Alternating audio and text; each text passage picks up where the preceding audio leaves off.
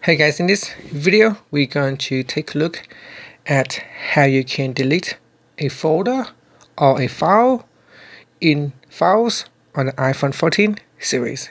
First, let's go back to the home screen by swiping up at the bottom of the screen. And on the home screen, tap on Files, or you can open up Files app in the app library. Next in here, tap on the Browse tab at the bottom. Then go to the location where you want to delete the files. I'm going to open up on my iPhone. Then I'll tap on IT Jungle's folder. So you go to the place where it has the files or folders that you want to delete.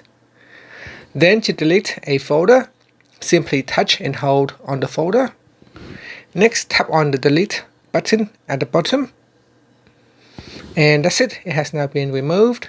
To delete files, you can touch and hold on that file and then tap on delete from the pop-up menu.